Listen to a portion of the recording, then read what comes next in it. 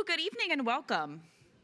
My name is Amanda Hoffman. I'm the Education Director here at the Tampa Bay History Center, and I'd like to welcome you to our signature lecture series, Florida Conversations.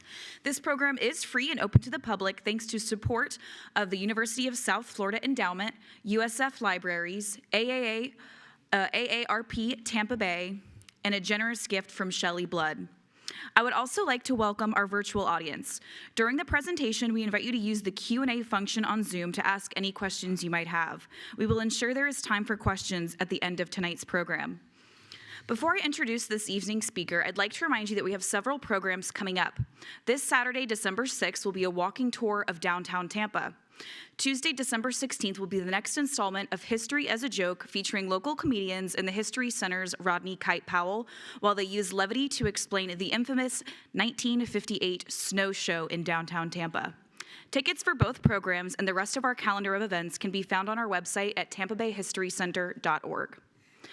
This evening's speaker is a lecturer in film and history at the University of Central Florida and the author of the book Motion Picture Paradise, A History of Florida's Film and Television Industry, published by University Press of Florida in 2024. Please join me in welcoming Dr. David Morton.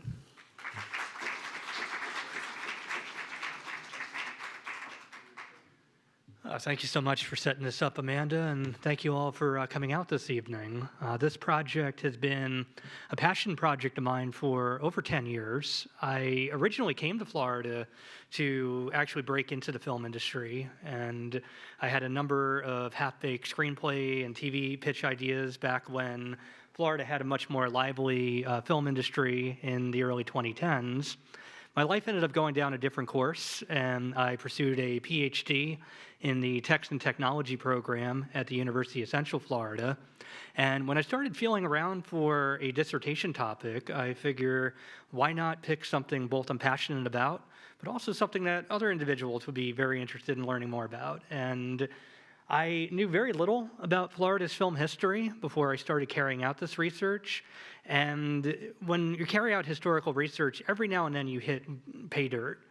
And I was lucky enough to come across research that a FSU Ph.D. student had done back in the 1970s, where he had interviewed silent film directors and actors and had such an impressive collection of newspaper clippings and screenplays and scenarios all put together. It took me 2 weeks to go through all his boxes. And altogether, I ended up finding a very rich and dynamic story about the film industry in Florida that is still ongoing and ever evolving. So in less than 45 minutes, what I'll try to do is give you a snapshot of the 5 different stages of the film industry in Florida, starting with its first breakthrough in the film industry in the early silent period, how for a short while, Hollywood, California was better known for its orange groves, and Jacksonville was actually the world's winter motion picture hub. In the 1920s and 30s, we have, of course, Tampa Bay emerging as a potential second West Coast for the American film industry. And then by the 50s and early 60s, we get a lot of really interesting B-side kind of grindhouse-style films coming out of the Florida Springs. By the time we get to the 70s and early 80s, Florida is the 3rd most sought-after film production location in the U.S., next to New York and California, and in fact was giving New York a very close run for its money. Things have since gotten slightly unraveled, especially with the rise of Georgia, Louisiana, and the Carolinas as a major production hub, but we have some very exciting new developments that I'll also have some time to talk about. So go ahead and dive right into it. What we're looking at here is what I can verify are the 2 oldest recordings of the state of Florida. February 15th, 1898, the USS Maine sinks in Havana Harbor, and William Randolph Hearst, who infamously remarked, "You furnish the pictures, and I'll furnish the war," meant more than photographs. He actually sent a cameraman named William Paley to document the funeral of the victims of the USS Maine, and Paley actually happened to hang around Key West just long enough to capture the Key West Telegraph Office learning that the United States had officially declared war on the Spanish Empire. So for all intents and purposes, this is actually the first time in film history, full stop, that a major historical event was recorded in real time as it actually occurred. For the next 10 years or so, Florida is mostly on the outskirts of the American film industry. Most of this work is being done in and around New York and New Jersey, specifically Edison's Menlo Park Laboratory in West Orange and West Orange Laboratory. However, every now and then, some filmmakers would come along the Flagler and Henry Plant Railway, and they would stop at the Ponce de Leon Hotel in St. Augustine, or, of course, the Tampa Hotel here in Tampa, which have since become Flagler College and Tampa University. But the major breakthrough comes in the winter of 1908. On Christmas Eve of 1908, the mayor of New York calls for a citywide Nickelodeon ban, shutting down all film production across the city and, of course, also in the outlying areas. At the same time, too, Thomas Edison has consolidated near absolute control over the motion picture industry by buying out the patent rights for a number of different production companies, including this company, the Kalem Studios. And Kalem, unlike its other competitors, was doing something quite novel. They took their camera outside. So where filmmakers across the New York area were at a standstill because they couldn't get any productions done with the shutdown happening, they packed up their cameras and equipment and took the Flagler Railway all the way down to Jacksonville. And they stayed for 3 months. They shot 37 movies in that 3-month period. Sounds very impressive, but most of these movies were no more than about 7 to 8 minutes long. The lead actress for Kalem Studios was also its primary screenwriter and storyteller, a woman named Jean Gontier. And she became very fascinated with Civil War genre films during this time. And she came across the story of a woman by the name of Belle Boyd who would disguise herself as a Union soldier and infiltrate the Union Army lines. So she came up with an idea for a film series that started in 1908, continued for another 3 years, and is considered to be one of the earliest action films perhaps ever made. In fact, before you have John Wayne on horseback and the American Western, you have the Southern, and you have Jean Gontier. And her horsewomanship was entirely done by herself, and a lot of the reviews at the time remarked on her ability to perform on horseback. The only surviving reels we have are from the Eye Museum in the Netherlands, so that's why the intertitles are in Dutch. So again, everything that we're seeing here by today's standards might be a little bit slowly paced, but that said, this is really some of the first times that we've seen the use of landscape, environment, and the surrounding area used in this kind of capacity. And it's no surprise then that Kalem soon brought other studios to the area. So as Kalem is setting up shop, a number of other Edison-affiliated companies also start coming to North Florida. So where Southern California becomes the home for so-called independent filmmakers and very small production studios like Paramount, Fox, and Universal, we have the Edison affiliates setting up shop here in North Florida. And for a while there, up until about 1915, 1916, 3 times as many movies were being made in North Florida than were being made in Southern California. So the question is, what went wrong? So why is it empty today? Okay, this is almost it. Imagine this happening in your city. Right now, I'm at Monroe and Davis in Jacksonville, where a mob of more than 1,000 extras almost completely destroyed a saloon in the movie The Clarion. Like, totally destroyed it. Okay, do I look like that guy? This happened more than once. Here's a crowd chasing a baby carriage down the street in downtown Jacksonville. It held a very large baby. By the mid-1910s, Jacksonville residents were starting to get sick of movies overrunning their town.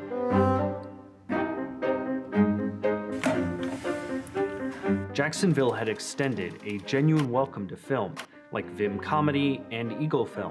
The mayor was a film booster who thought film would bring a new era to Jacksonville.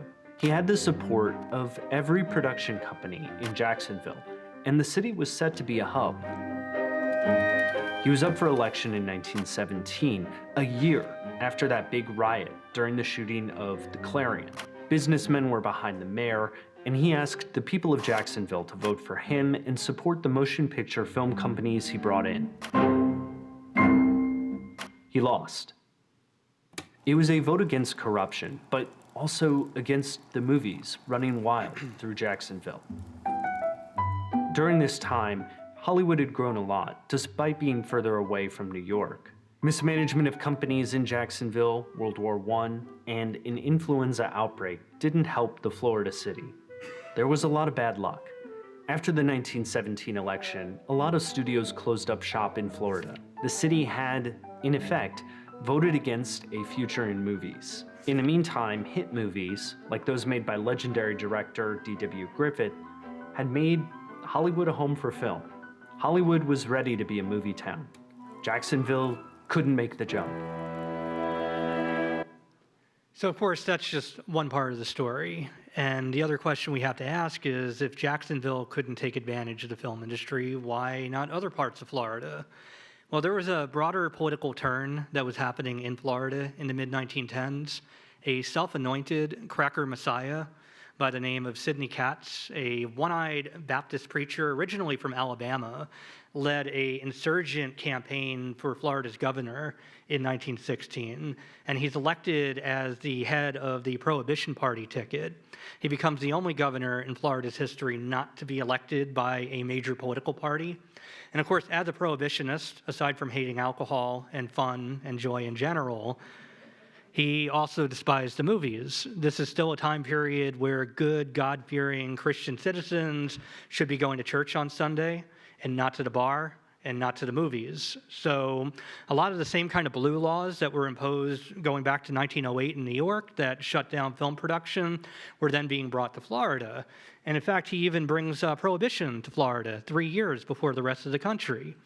That's probably why our rum runners were so good when we actually had nationwide prohibition. Meanwhile, the mayor of Jacksonville, his name was John Edward Theodore Bowden, but he liked to go by the initials JET and liked to say that those initials stood for Just Easy Times Boys, was a little bit more libertine in his outlook. More than working with the film industry, he also wanted to legalize gambling. He wanted to expand the number of saloons in the city, and he had a vision for Jacksonville that was more Las Vegas and less Hollywood.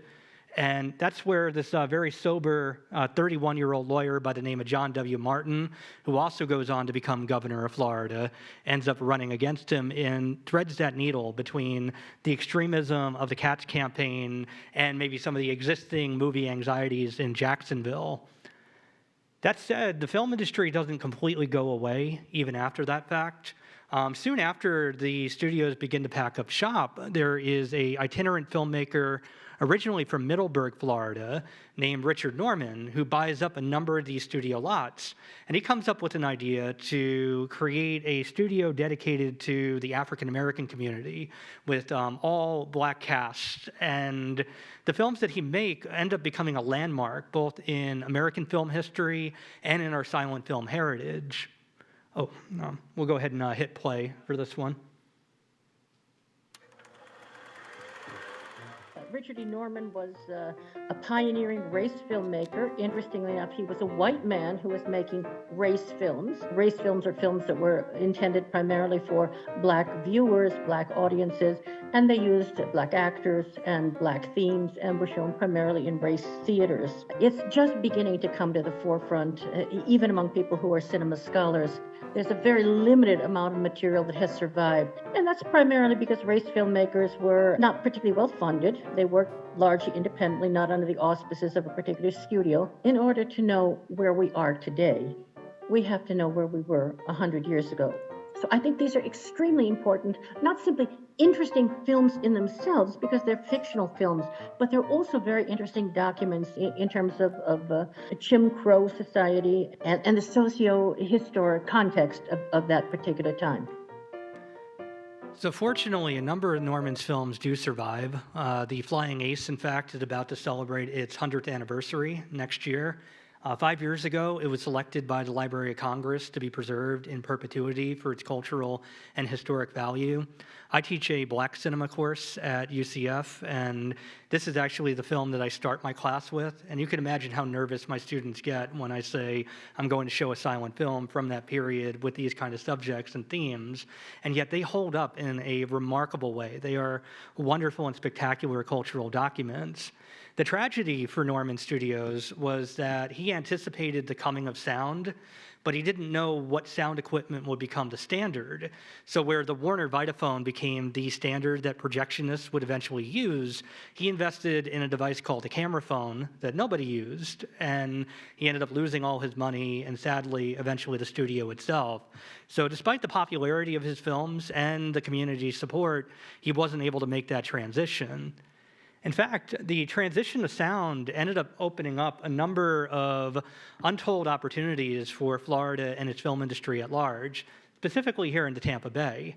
So Florida tends to always be ahead of the curve with the rest of the country. In fact, with the collapse of the Florida land boom in the late 1920s, Florida experienced the Great Depression about a year and a half before the rest of the country. The collapse of Tampa's Citizens Bank in 1928 also led to a major regional fallout. In 1928, Florida also got a new governor, a real estate developer originally from the Tampa Bay named Doyle Carlton, who was desperate to get any kind of industry that could be willing to spend in the state. And this is where a filmmaker named Henry King eventually reached out to both Mayor D.B. McKay and Governor Carlton and managed to secure permission to film Hell Harbor, starring Lupe Velez. And in fact, the governor comes down and D.B. McKay awards the keys to the city to the film's lead actress. The film itself is by no means a classic, and it really is not necessarily a box office hit even when it does come out. But what was very popular, both for Mayor McKay and also Governor Carlton, was the $1 million that the production spent. And as a result, the governor then reached out to another real estate developer friend of his named Trenton Collins, and he asked him to create a committee for the development of the motion picture. And Collins is attempting to do this at a very interesting time in California history. So we're in the transition to sound, and filmmakers are now relying on these different sound stages so they can film anywhere.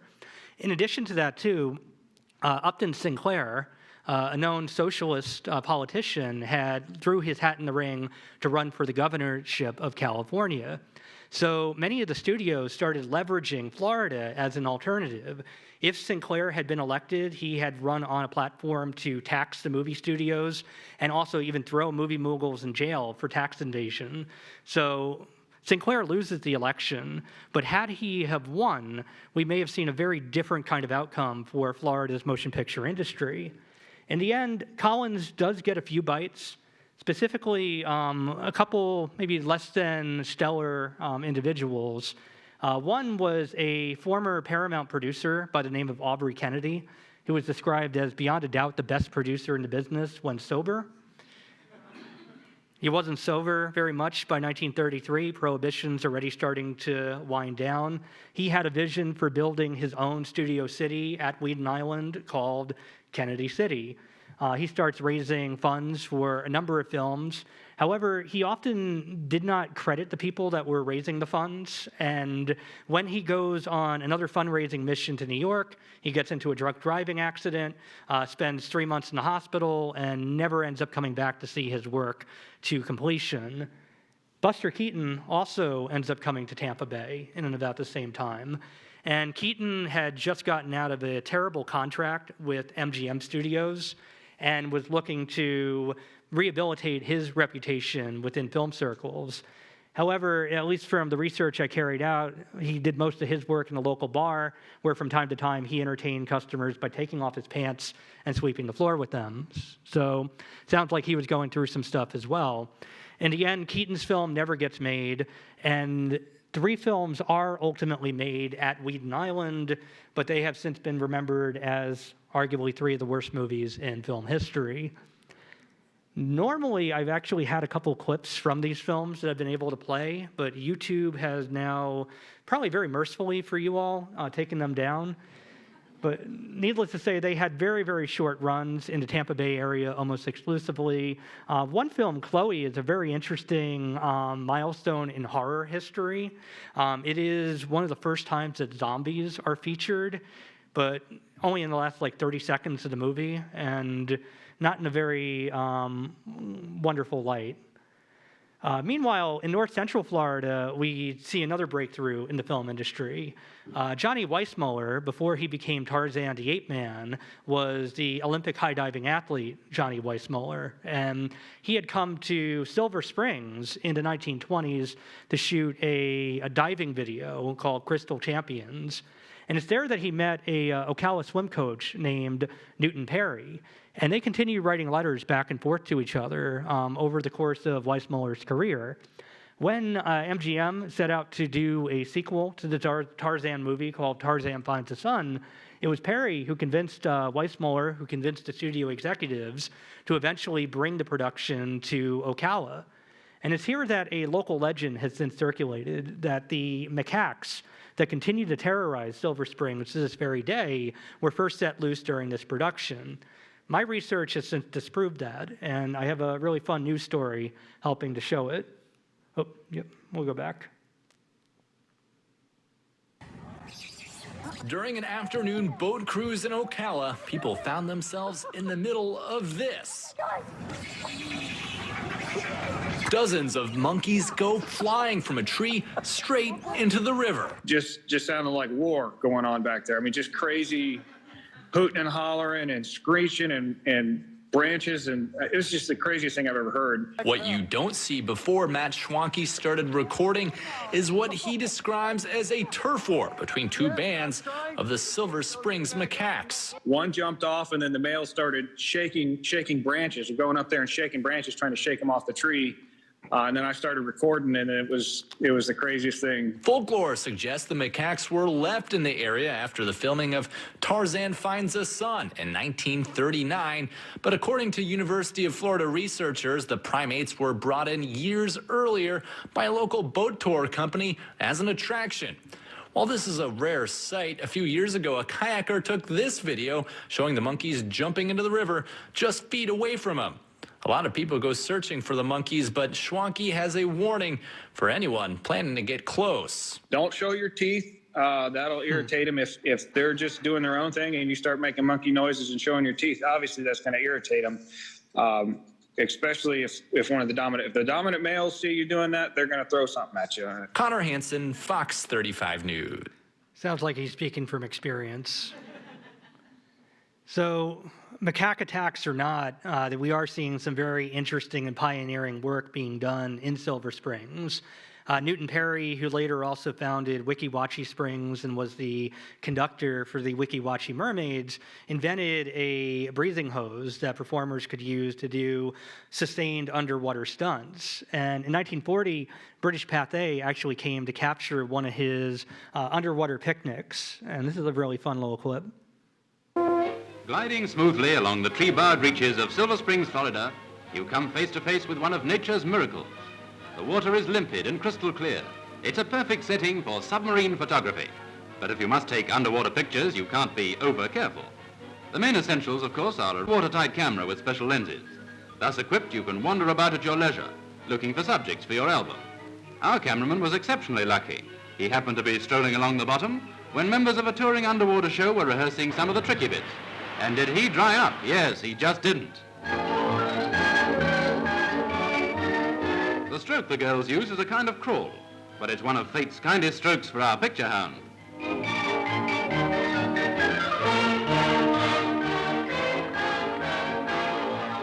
The first step in the training of the underwater actor is the bobbing exercise. After inhaling through the mouth at the surface, you breathe out through the nose as you go down. In other words, you... That's Perry conducting the scene right there. The water's calm enough, but just look at the waves. If those lips could only speak, they'd say that underwater swimming is a fascinating thing. And here's another. Yes, just look her over. Oh, dear. I have to tell my students when I play these clips, it was just a different time. So that said, Ocala really becomes a major filmmaking hub in the late 1930s and 40s. In 1938, the best-selling novel of perhaps all time was Margaret Mitchell's Gone with the Wind, and MGM, of course, very promptly ended up buying out the rights to Gone with the Wind. And what we may not know is the second best-selling novel of 1938 was Marjorie Kinnan Rollins's The Yearling. And MGM also made sure that they bought the rights to Rollins's book. And Rollins had conditions. If they were going to adapt her book to film, it had to be filmed on location in Florida as close as possible to the scrub as she envisioned it. The problem was the deer population in Ocala National Forest had already been decimated due to overdevelopment. And as a result, they actually had to bring deer in from the LA County Zoo all the way to Florida. And you could already imagine that those deer had a hard time adjusting. In addition to that, too, one way that they tried to calm the deer down was to feed them oats that were soaked in whiskey. That didn't work either. But the biggest challenge, too, was just the logistics of the production. Originally, MGM had tapped Victor Fleming, the same director for Gone with the Wind and Wizard of Oz, which he had done in the same year. So this is somebody who is no slouch when it comes to filmmaking, to lead this production. Spencer Tracy was originally cast in the lead role, and he had such a miserable time during the production that he abruptly left mid-shoot. And Fleming, for his part, was not able to salvage the rest of the production. They abandoned the deer, they abandoned the production, and it takes all the way up until 1946, after sunk cost and investment, to bring the production back. And it takes almost 18 months, roughly about 8 of those months of location filmmaking in Ocala to have the film finally made. And of course, it's a classic. It's a landmark film in Florida's film industry, but it also had left a lot of studio executives with a less than favorable impression of Florida. An Orlando filmmaker named Arjan Hugh in 1954 met with Adolph Zukor, who was the executive director of Paramount Studios. And this is what Zukor had to say about filmmakers in Florida. We made pictures in Florida once. They don't want them. They don't know what they're talking about in Florida. We tried it. In Florida, they have has-beens and never makes-its. They got convoys and operators. There are no producers in Florida. Don't get involved where you're not wanted. The business can kill you anyway. And this is interesting because he lives to be 103, so not really the best advice.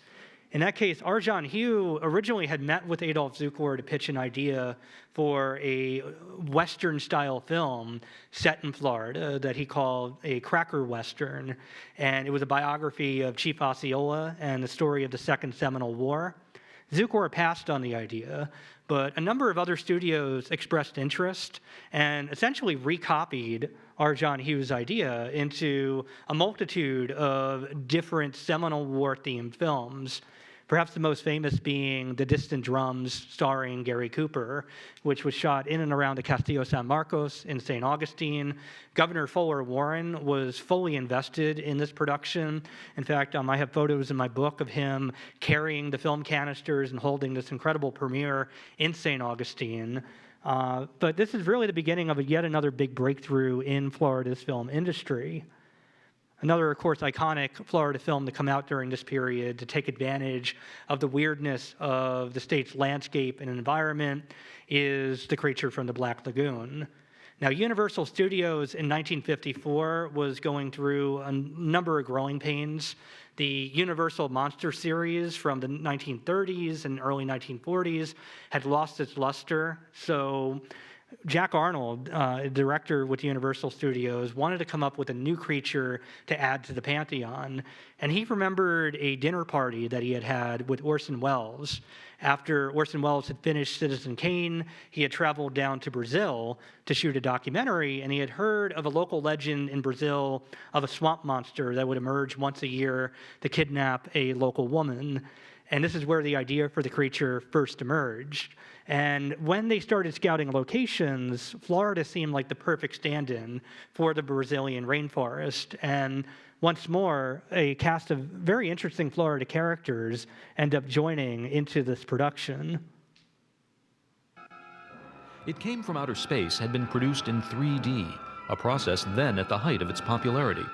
Since no 3D film had yet been shot underwater, it was a foregone conclusion that the Black Lagoon would literally leap off the screen.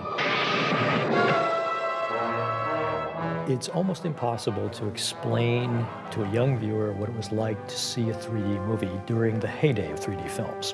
And envision, if you will, that you're sitting in an audience and suspended before you is a three-dimensional cube of water. Remarkable how vivid that was. 2 interlocked cameras photographed each scene from slightly different perspectives. The lightweight underwater version of the 3D rig was specially designed by cameraman Scotty Welburn. In theaters, precisely synchronized projectors overlapped the images, which were fused into 3 dimensions by the use of polarizing filters. This was a projection filter that would have been used for one of the 2 projectors. The light would pass through this filter, be polarized, and then reflect from the silver screen. And then the audience would be wearing these type of Polaroid glasses. So each eye would only see the image coming off either the left or right projector. And that's what was utilized to achieve the 3D effect. Since the screenplay insisted on an object for the creature's affection, it was only appropriate that Universal ingenue Julia Adams, later known as Julie, was one of the first performers to be cast. Well, in those days, the studio simply assigned us movies to do. And when I was assigned this picture, I thought, oh no, I'm not to do a horror picture or whatever. So, but I was a pretty good little girl, so I usually did what they said. And then once I got into it, I had a lovely time. Actor Richard Carlson, the star of It Came from Outer Space, became a fixture of science fiction films through his portrayals of scientist heroes. Quite a change for Hollywood, where most scientists were mad, or at least bent on world domination. He had a wonderful kind of sophistication about him that I thought worked very well in these pictures, because when you put Richard Carlson there and he believes in what's going on, it gives it a great ring of truth, because you think, wow, it must be true. But what would the creature look like? And more important, who would play him? The first actor considered for the role was Glenn Strange, a former stuntman who had played the Frankenstein monster in 3 Universal films. But Strange didn't consider himself much of a swimmer and turned the part down. Rico Browning was a college student at the time Universal began scouting underwater locations in Florida. And someone suggested to Universal, or to the producer, William Allen, I believe his name was, that Wakulla Springs would be a very good location for the creature to be filmed.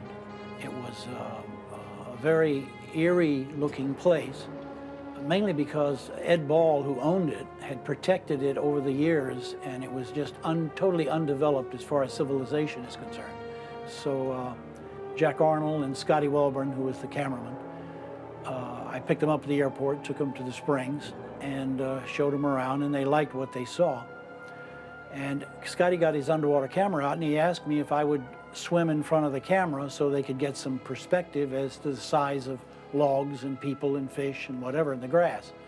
And I said, sure, so I did. I'd say it's a couple of weeks later, maybe 3 weeks, I got a call from Jack Arnold, and he said, we like the way you swim. He said, how would you like to be the creature of the Black Lagoon? I said, well, I don't know what it is, but fine. We shot. Good advice for life, right? Just dive in. And in Rico Browning's case, he was the only person involved with the production to come back for all 3 sequel films. And I had the good fortune to interview Rico Browning before he had passed away. He told me it was almost impossible to see out of the costume. So when he would do his underwater stunts, every now and then he would swim off course. Keep in mind, the movie hasn't come out yet. So just imagine you're having a picnic at Wakulla Springs, minding your own business, and he started having a lot of fun with it over time. In fact, one costume designer who helped make it a little bit more bearable for the sequels was a man by the name of Earl Jernigan. And that name may not stand out, but his nephew should stand out to you. His nephew was Tom Petty. And in fact, Jernigan was given a suit by Browning as a thank you for his help as a costume designer for this production. And Jernigan remained involved in Ocala's film industry for much of the 50s and 60s. And in fact, in 1961, when Elvis came to Ocala and Inverness to film Follow That Dream, he brought his nephew along. And Tom Petty even wrote about this in his autobiography, that the moment he saw Elvis, he realized that's one hell of a job to have. That's a great gig. So we can almost imagine this is the moment that Tom Petty decided that he was going to become a rock star. Orlando also has its own very short, ill-fated attempt to build a film industry in the 1960s. Following the Cuban Revolution, a father and son production team based out of Winter Park wanted to do the tell-all biography of Fidel Castro, and they at least initially got permission from the Cuban government to film on location. Problem was, when they brought all their equipment down to Cuba, it was immediately seized by the government, and the filmmakers were arrested. And we're several months before the Bay of Pigs invasion, so a U.S. congressman has to intervene to actually rescue the film production team. They're not able to reclaim the equipment, and sadly, the dream for Shamrock Studios soon goes with that ill-fated film. Another really interesting character that I came across from South Florida during this time is the self-described godfather of gore, Herschel Gordon Lewis, who came up with an entirely new genre of film that we see quite a bit of today, the slasher. He had originally gotten into the film industry by doing what were known as nudie films. So these were supposedly strictly anthropological films that were shot at nudist colonies, but he started adding his own narratives to them, including perhaps his big breakthrough hit, Goldilocks and the Three Bears. So when he decided to make this transition to more violent fare, he managed to convince a hotel owner in Miami to allow him to film there for free as long as he sold tickets to some of the slasher scenes and also doled out popcorn and food along the way.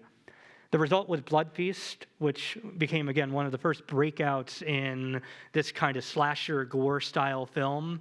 And it has maybe a less than savory reputation in filmmaking circles. When it actually hit theaters, it was described by Variety as a totally inept shocker. The LA Times called it a blot on the American film industry. Even Stephen King, who you would think would have an iron stomach for these things, said it was the worst horror movie he's ever seen. The actors said the movie had a weird aura to it.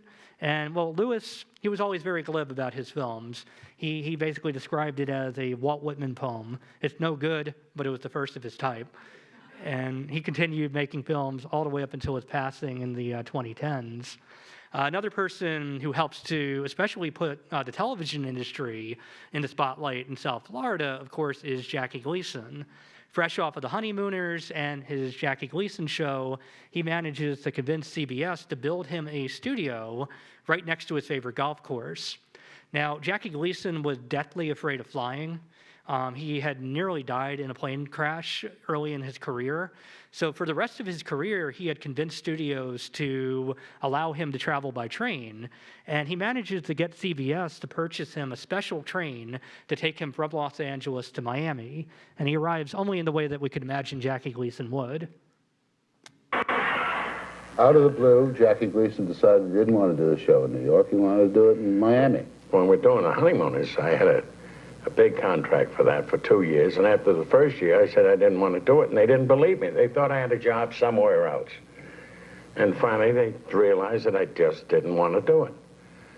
And when they approached me to do another show, I was in California making a picture, and I said, all right. I said, but I want a train that goes to Florida, because I had come down here and played golf and liked it, and I figured, might as well go to Florida and do the show, play golf all the time. And they went for it. What was on that train? Everything.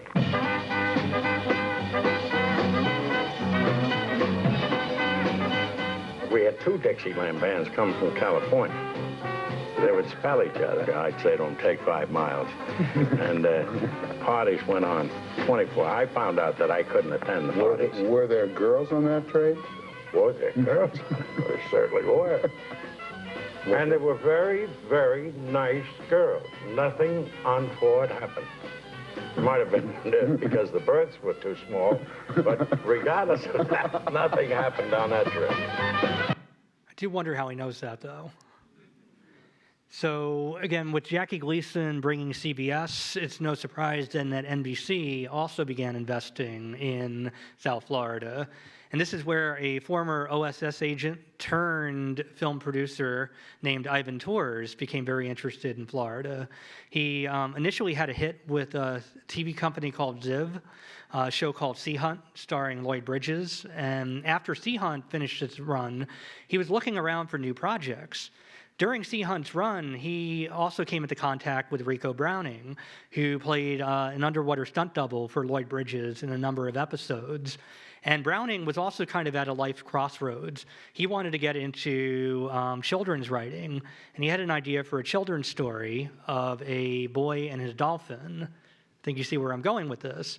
He had a hard time getting publishers to sign off on the idea until he reached out to Ivan Tors and told him to contact publishers, showing that he might be interested in making a movie about his story idea. And Tors, after reading the treatment, calls Rico Browning back, says, hey, forget the book, let's make a movie. And just like that, Flipper was born, first as a film, then of course as an iconic TV show, and Ivan Tors Studios ends up becoming a mainstay in a certain kind of genre of children's programming, with animals featured mostly in the center of these different narratives, with stories like Gentle Ben, Zebra in the Kitchen, so on and so forth. In fact, Ivan Tors had a vision to take this even further, to turn his film studio into an active amusement park so that moviegoers could watch the film productions as they were happening and also do amusement rides at the same time. Problem was, somebody a couple hundred miles to the north had the same idea. On November 22nd, 1963, as John F. Kennedy is shot and killed in Dealey Plaza, Walt Disney is flying over Ocala National Forest, surveying locations for his proposed Project X. And it's about at that moment that he flies over the 417 and Interstate 4 interchange. He sees the X that marks the spot that will become Walt Disney World. And for the next 3 years of his life, the last 3 years of his life, he will dedicate himself to building that project. In October of 1966, Walt Disney passes away. Several weeks before his passing, he records a video outlining his vision, not just for Disney World, but his experimental prototypical City of Tomorrow, Epcot, and also what will come as a result of this entire vision, a permanent World Fairs exposition. Governor Claude Kirk buys full-heartedly into this, along with half of the Florida legislature. And in February of 1967, Frank Disney, Walt Disney's brother, ends up hosting a screening with half of the Florida legislature, with Governor Kirk, and this fundamentally rewrites the destiny of Florida in so many different ways. In fact, historian Gary Mormino describes Florida history as AD and BD, just because of how monumental of an impact Disney's arrival was. However, with all this investment in tourism, the film industry ends up falling by the wayside. And a newly elected governor in Georgia named Jimmy Carter had made a whole pledge to pursue the film industry with the same kind of vigor as Northeastern bed making and Japanese zipper making, whatever that means. And he succeeds in doing so. Georgia starts stealing productions that should rightfully have been made in Florida, including Florida's own native son, a FSU linebacker named Burt Reynolds. And with that, there's efforts made by filmmakers and also members of the union to convince Governor Reuben Askew to reinvest in the industry. It eventually takes hold, but Florida truly ends up getting its biggest ally with the election of Governor Bob Graham in 1979. Over the course of his 8 years as governor, he takes a number of what he described as official state missions to California to meet with studio executives. He's the driving force behind Epcot, Disney MGM, Universal Studios, and this filmmaking boom that turns Florida into the third most sought-after filmmaking location in the country, and even gave New York a close run for its money. Not every film that Governor Graham helped to encourage to come to Florida were a tremendous success. The second most expensive movie of 1981, next to Indiana Jones and Raiders of the Lost Ark, was the Honky Tonk Freeway. And this production made a lot of demand out of the Mount Dora community. And in fact, at one point, they even demand the entire town be painted pink. So Highway 441 stayed on the outskirts of Mount Dora. But in 1981, another highway came right through downtown. This time, it was the Honky Tonk Freeway. Hollywood came calling and transformed Mount Dora into the fictional community of Ticklaw. This movie, Honky Tonk Freeway, comes to town. William Devane's going to be the star. Jessica Tandy's in it. I think Hume Cronin is in it. Howard Hessman is in it. All these big B and A-level Hollywood stars are coming to town. City Council signs off on it. You know, if we've got this director and these actors and this $25 million budget, which at the time was a lot, they're going to come to Mount Dora and we're going to give them carte blanche. We're going to make things happen for them. A subplot in the movie required Mount Dora being painted pink. Hey, sounds good to us. These folks are from Hollywood. They let them paint the town pink. Another subplot of the movie is an elephant called Bubbles is going to water ski on Lake Dora. So they do it, and they have this movie patched together, and the movie comes out, and it's a complete bomb. They didn't have a theater in Mount Dora to show it, so they got the Tropic Twin Theater up in Leesburg. The movie premiere is going to be there. Honky Tonk Freeway, Hollywood celebrities, Governor Graham senators, there's congressmen, and they sit down to watch this movie, and it's like, this is going to be great. Everybody hated it. It's one of the funniest / saddest, stories in Mount Dora history. And we could kind of sum up Florida film history in that same kind of light. In fact, throughout much of the 80s, South Florida ends up bringing a lot of productions for maybe not the best reasons.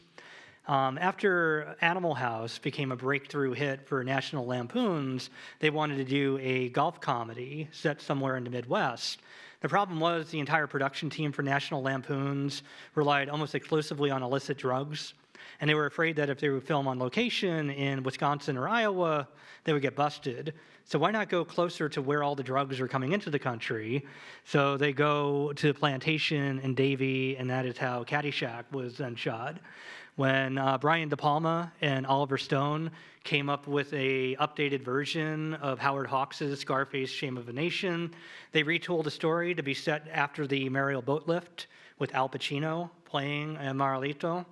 The Miami Cuban community certainly did not like that type of casting. In fact, City Commissioner Demetrio Perez called for an obstruction campaign, asking people to park their cars in front of fire hydrants so the production team couldn't get access to water, to cause so many different production-related problems that 2 weeks into shooting, Scarface ends up relocating to California.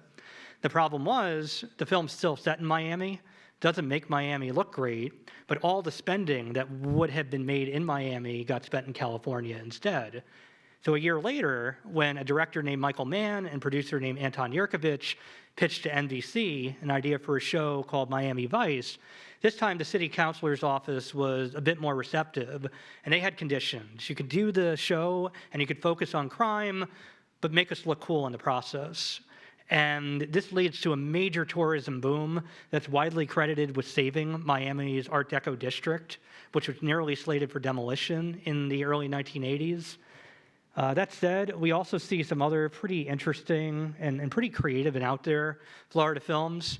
I'd be remiss not to at least give a shout out to UCF for this film. This was my favorite film I came across in all my research. An Orlando Taekwondo dojo owner named YK Kim ends up raising about $3 million for this movie. Where it got spent, I'm not sure because it doesn't come off the screen. But it has one of the best plots of any movie I've ever seen.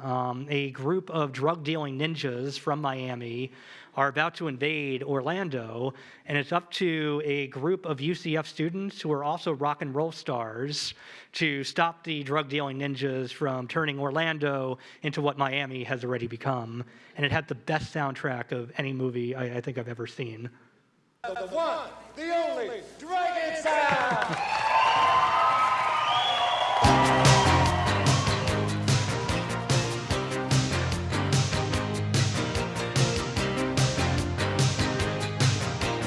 Friends through eternity, loyalty,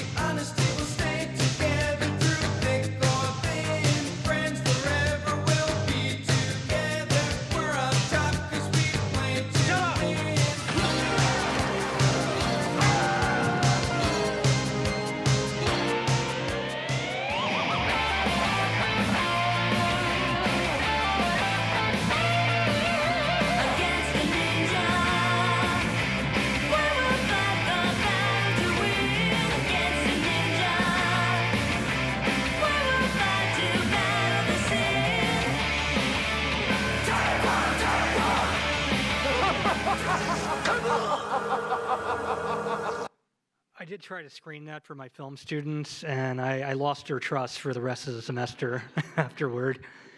But this is the beginning of a major boom, of course, for Central Florida.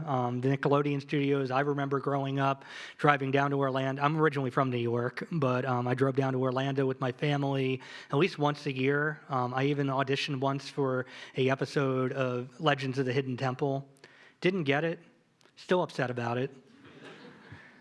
Disney MGM, of course, the animation studio. This is the last of the hand-drawn two-dimensional animated films made by Disney. So Brother Bear, Mulan, these were the last of that type of genre of film. Although they're starting to bring it back again.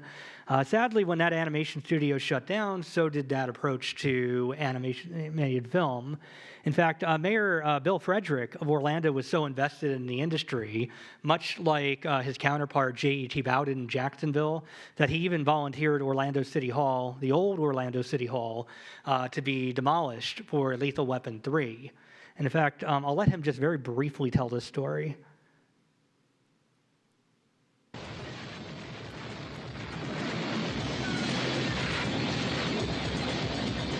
We had decided to build a new city hall, and we actually completed the building, and it was surrounding the old city hall, and we had to take that down, and the way they decided was to blow it up. So we ended up selling it to the people that were filming Lethal Weapon, and we had Mel Gibson and Danny Glover and a ton of people that surround those kind of activities.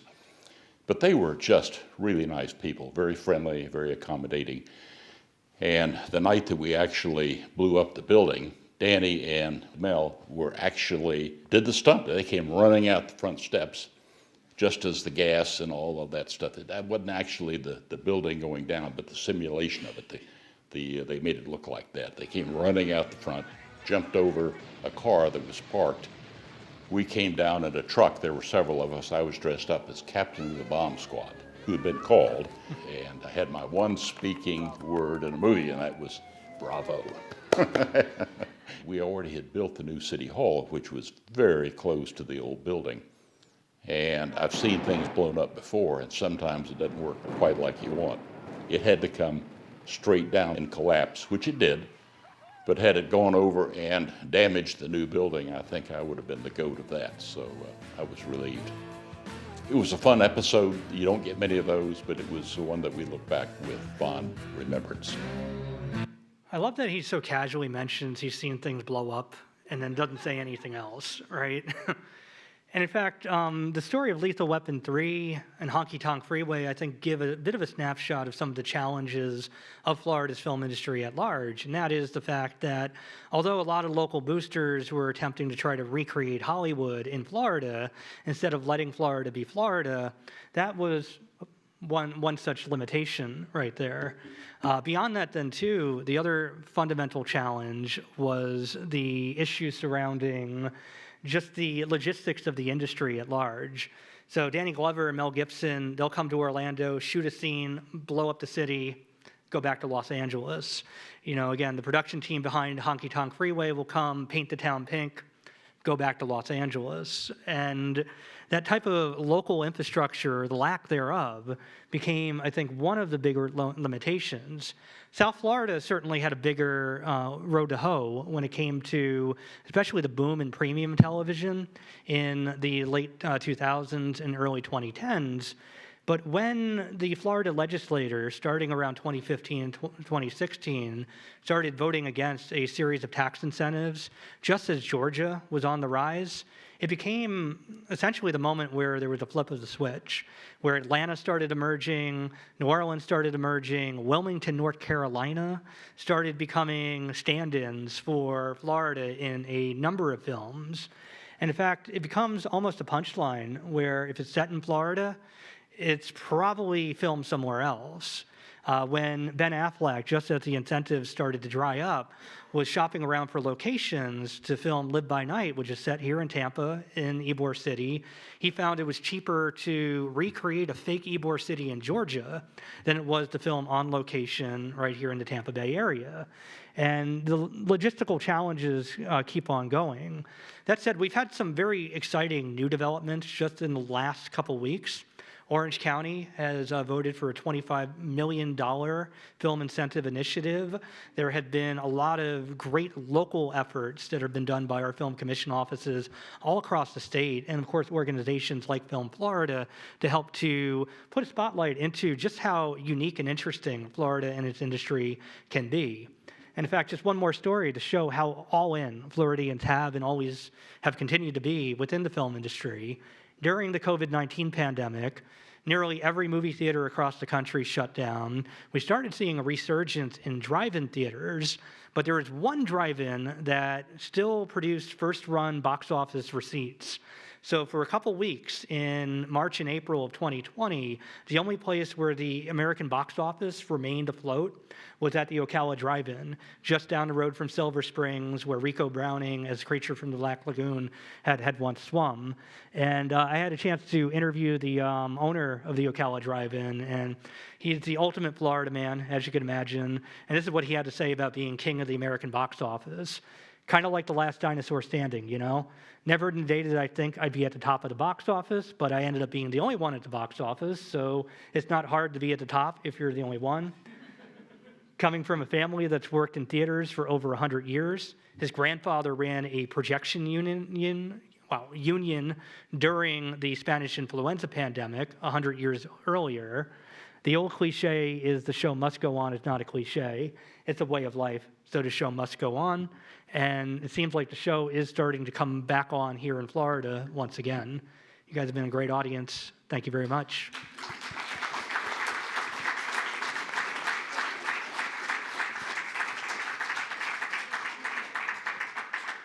All right. Thank you, ladies and gentlemen. If the audience has any questions, I'll be happy to move around with a microphone. Please, if you don't mind, raise your hand, wait patiently, and I would love to bring the microphone to you so we can include our online audience.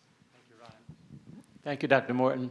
Thank you. As far as how Florida lost the movie industry, and you discussed Jacksonville and a few other unfortunate incidents, is it true that one of the reasons that there was so much movement to California was not just Florida and Jacksonville especially playing out, but because Thomas Edison had imposed a severe contract and a patent rights assertion against every single movie maker by every single movie maker, charging them a fortune for the exclusive rights to use any of those cameras for his patent, and that it was easier to get away from him and his lawyers in California than it was anywhere on the East Coast. Is that a true urban legend? You are absolutely right. And in fact, in 1915, you have a Supreme Court case, Mutual, which was a company that had sued Edison for its motion picture patent trust.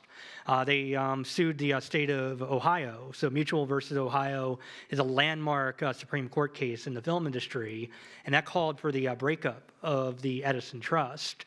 And that's where things got very interesting in Jacksonville, because a lot of the Edison affiliates, they were coming to North Florida, while the independents, so again, Carl Laemmle, Adolph Zukor, and the founders of the Hollywood studios were going westward to get away from Edison's influence. After Ohio versus Mutual, a lot of these filmmakers started up their own production companies. And that's really where we get that interesting what if, right? Is that they were based in Jacksonville, no longer beholden to Edison's interest. And Jacksonville had just gotten a newly elected mayor with J.E.T. Bowden. But no, you have the timeline exactly right on that. Thank you.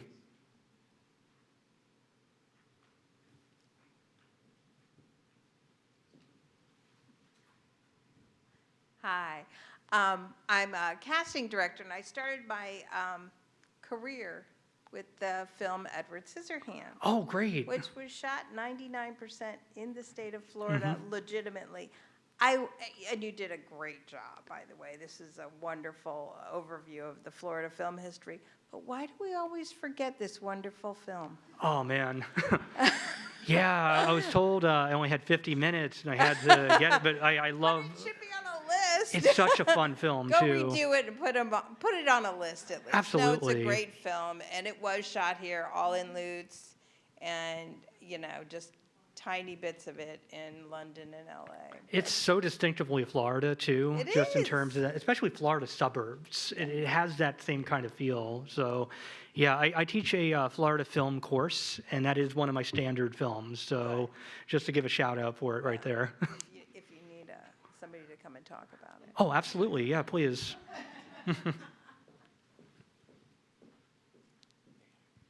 My question is kind of similar. What about Key Largo and Yeah. The Punisher and Cop and a Half? And, This is my favorite part of the talk, right, where I get all the other. So Key Largo was for the most part shot on location in California, just with some secondary footage that was filmed. But Punisher was almost exclusively shot right here in Tampa. I actually recently rewatched it again. I saw it in theaters just to date myself a little bit, but I really was just impressed with how well the location design really incorporated that feel. And I remember thinking that back in 2004, a superhero for Tampa Bay? What? And it really works, honestly. So yeah, that was definitely it. Even the Puerto Rico scenes were actually shot in Tampa, interestingly enough.